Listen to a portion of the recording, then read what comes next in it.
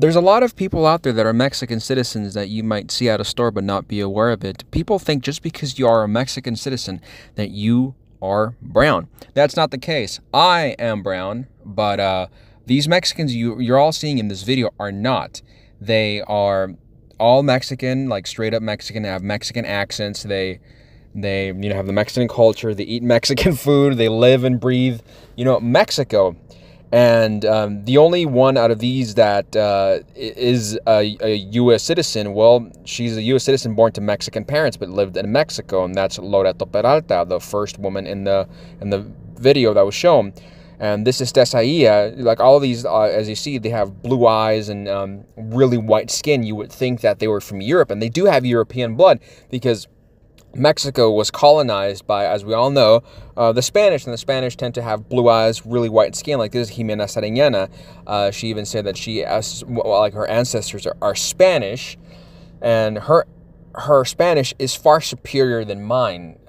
She was born in Guadalajara, Mexico. Guadalajara, and well, that's the capital city of the Mexican state of Jalisco, and Jalisco is known as being like the whitest state with some of the most beautiful women in Mexico. Oh my God.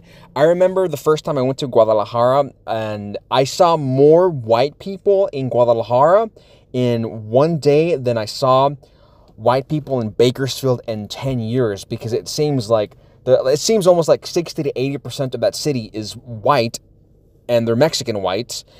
And they were so beautiful. I mean, even at the airport, like literally 20 minutes exiting the airport, I saw more beautiful women, like in the lobby of the airport. Once I passed through customs, I saw more beautiful women passing through customs and literally outside of the airport than in 4 days in London. So a lot of people don't know that there's parts of Mexico where women, and men are both white. You might think you're in fucking Spain. You might think you're in Europe, like Jalisco. But Mexican women are very attractive regardless of skin color. They're really beautiful. I've seen some really tall, beautiful looking, skinny, freaking Mexicans that are brown and white.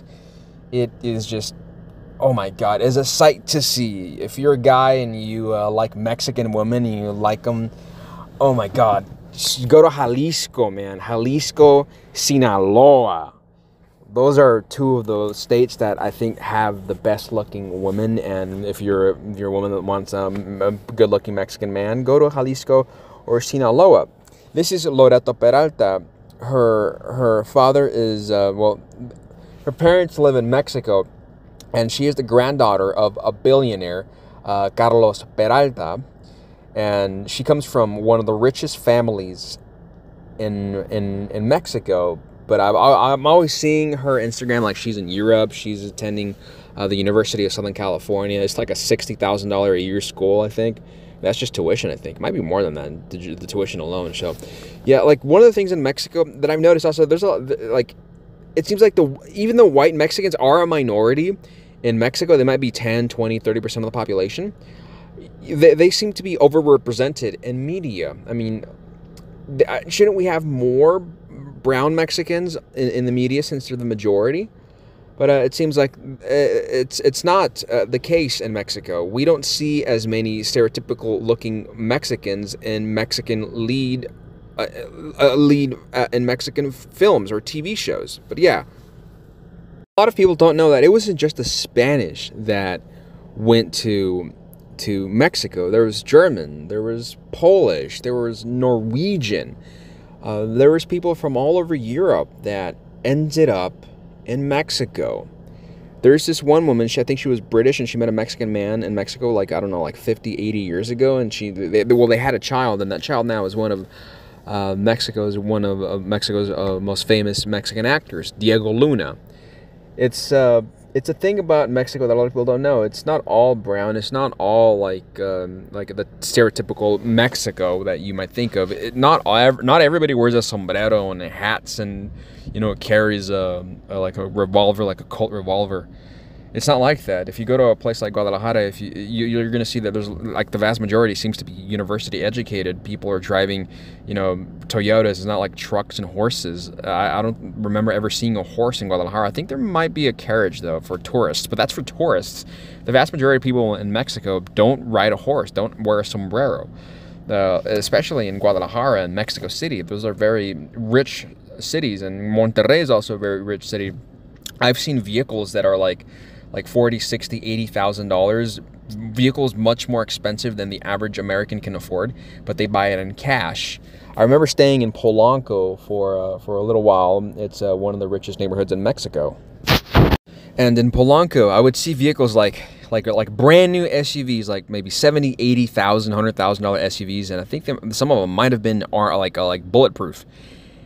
And these vehicles parked in front of a property that is probably worth, $1, $2, $5, $10 million, and there's a driver, which the person's also paying a driver.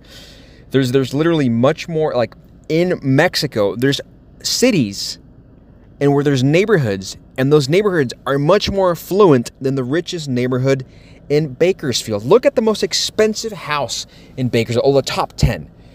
Those houses are still nowhere near as the average expensive house in, let's say, Lomas de Chapultepec. I think like a story tall home in Lomas de Chapultepec, the cheapest one might be like $4 or $5 million. A $4 or $5 million home in Bakersfield is enormous. Like I saw a property that had a lake, and that was like $2, $3 million in Bakersfield. So literally, like, you get more bang for your buck in Bakersfield than in Lomas de Chapultepec, than in Polanco. So that just shows you how expensive some parts of Mexico are. There's San Pedro Garza, which is in Monterrey, or the municipality of Monterrey, and the city. And you'll see Lamborghini dealerships there. You'll see like Ferrari dealerships, Porsche dealerships, all these expensive vehicles that most Bakersfield people cannot afford. But I think the average person that owns a home or lives in San Pedro can afford it. If you're ever in San Pedro Garza, you go to like a shopping center, you'll see vehicles that are worth $200,000, $1 million, millions of dollars parked, and you'd think you're like in some Spanish place, like in Spain, because it's so organized. It's not a stereotypical looking Mexican place. So like the roads, they're really paved like if you were in Beverly Hills, or even better than Beverly Hills. Not all Mexico is poor. Not all Mexico is sombreros and whatnot. And sure, some other rich folk out there that drive really expensive vehicles, maybe wearing boots and hats and look like a stereotypical Mexican, but they're a lot of them have really expensive clothing attire. And sure, there are some cartel members that do look like a stereotypical Mexican, but they have like expensive hats, expensive boots, and their vehicle is really expensive looking, obviously. Cartel members also drive Lamborghinis. Some of them, like drug lords, and maybe their children.